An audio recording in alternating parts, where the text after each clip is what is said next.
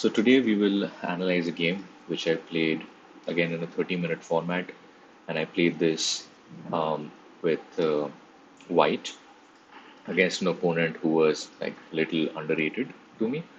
Um, and I played the my Catalan opening. So typically that starts with D4. My opponent played D5, and we start with the move C4. So this is a typically Queen's Gambit line. People can take here. People can play a lot of different things. It's a very well documented line. Um, so people who have seen D4 lines have probably seen C4 along with that. C6 is an acceptable way to play. This is called the Slav defense, as suggested by chess.com. Uh, and I play my knight to F3. So idea again, as a Catalan game, you've probably seen this in other videos of mine, is you develop the pawn out to G3, you place the bishop here, and you start putting pressure on this long diagonal here. That's the idea of opening. Uh, so he gets his bishop out. A lot of times people tend to do that because they want to solidify the structure um, in the center, and they don't want the bishop to be stuck behind the pawns. Um, so they get the bishop out before they can play pawn to e6. So I go ahead with my earlier plan. They play e6 as I had talked about this before, and I play bishop to g2, and um, my opponent takes on c4. So this is a pawn that I have kind of gambited. I know it will be taken off. There's a possibility it will be taken off, but in return, what I get, since this pawn is no longer here, it's here, it kind of relinquishes control of this particular square. So I can get a very good center out of this particular opening, which is the basic goal of any Queen's Gambit line. So I castle, my opponent brings his pieces out, I bring my knight out. So this knight does two things, right? It does attack this piece, and it also starts to, claim control of this particular square, so that I can at some point in time play my e4 move, which will give me control of the center. Let's see if that happens in the game though. So now my opponent plays b5, right? So his idea, since he saw that this pawn was attacked, his idea is to just save this pawn by playing b5. And this comes with its own set of problems, right? This diagonal is now getting open for this particular bishop, which sits in g2. So at some point in time, if I am able to open this diagonal, it will become very difficult for you know uh, black to survive. And that's precisely what I do in the next move. I play knight to e5. So this pawn is now being attacked by two pieces, this, and it is being protected by one piece, which is this, right? So naturally, you will try to protect it by some other piece. The only other piece you can protect it with is the queen. You can put the queen here.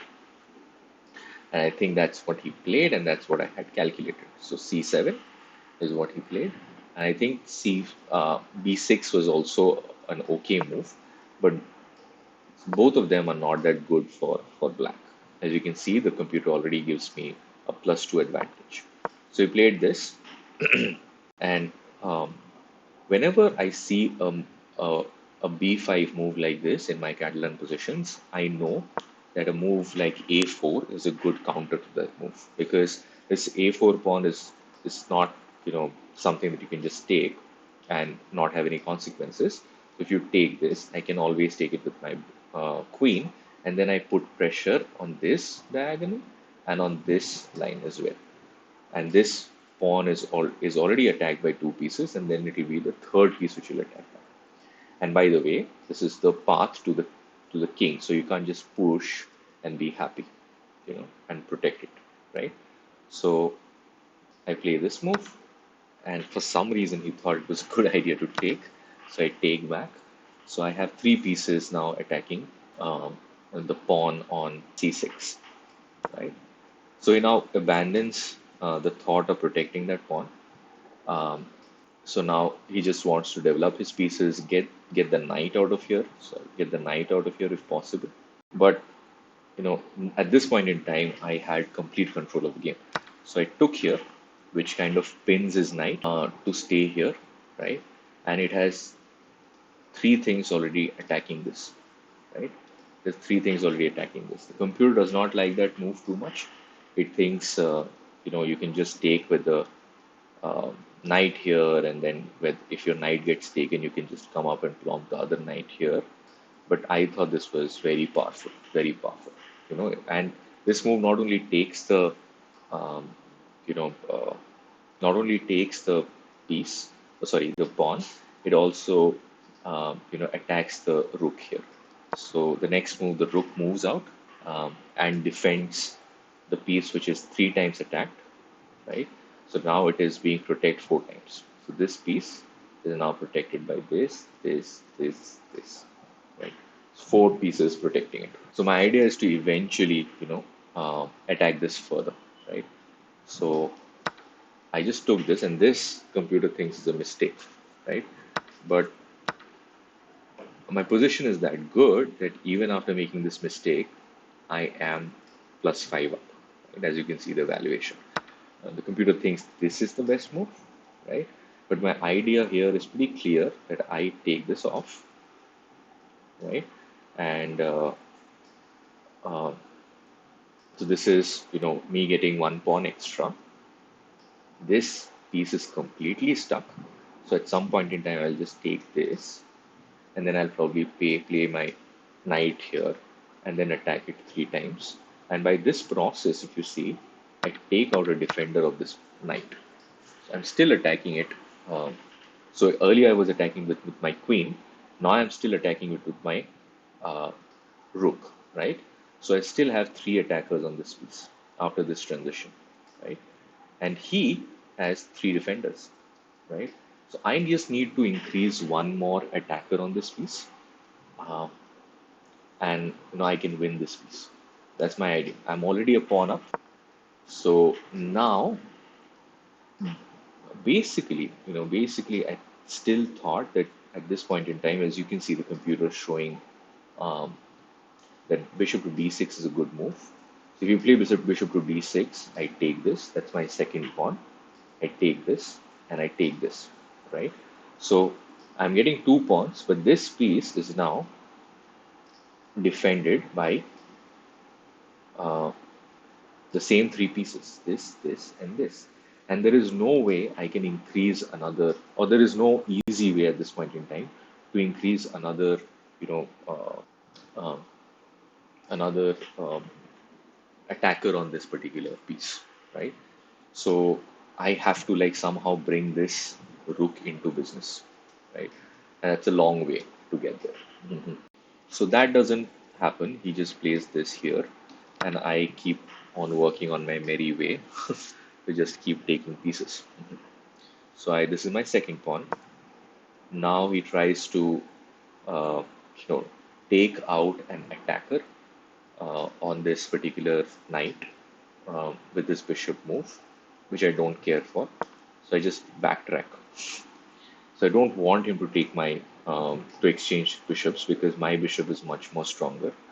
Um, and then he places it here, but then that is pretty little at this point in time. So you can see I have increased pressure on this knight. So there are four pieces attacking this knight at this point in time. Okay, four pieces attacking this knight, and they have only three defenders. So there is no way, um, you can save this piece anymore. So he castles, he gives this, he knows that there is no way he can defend this.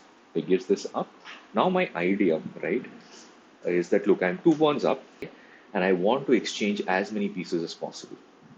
So to make sure that I'm first of all I'm two pawns up, and I will win a piece here. So along with that, if I can exchange a few more pieces off, that will make sure that my opponent does not have a counterplay. So first take this. Once this gets taken here, I know I have two attackers on this knight, right? And since he castled, he no longer has the king to defend this piece. defend this knight here. So I can still take this knight, if I can just take this first, and then I can still take this. And look, I played it this way because I wanted him to take my rook. Otherwise, um, there is a possibility that he will lose a piece further.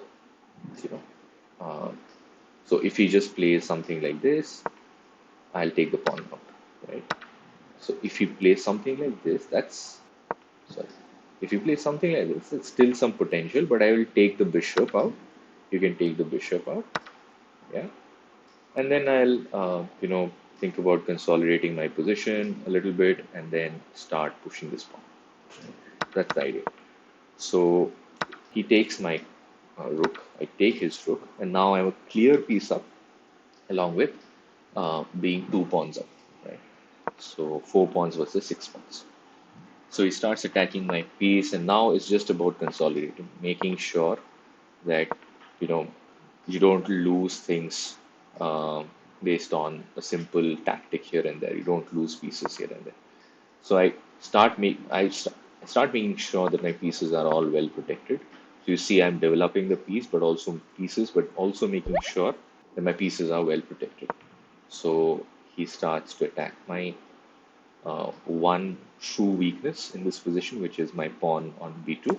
I defend it, and he plays a move like this. Now, the thing about this move is I can simply take, right? Because if he takes my takes my rook, I can still take his rook with my bishop, because my bishop actually protected my rook. So, but I was kind of blind to that. So I just pushed my pawn up. At this point in time, when you're winning, this is the problem, right? When you're winning, you don't want to calculate. You don't want to see too many things. If things are attacked, just move it. Keep it as simple as possible. That's a bad mentality to have, to be very frank with you. You should still be aware of these simple tactics. Um, so now I'm trying to like break open on the king side so that my king has a little breathing space. And even if I open the position as much as I open it with two bishops, I'll always have um, pretty good chance. So I just, keep pushing this pawn, making sure that this pawn island that he has, which is like well organized together, gets broken up. So now there is no way he can, prevent it from being broken up. So he takes, um, and then I start bringing my king up. Yeah, I start bringing my king up.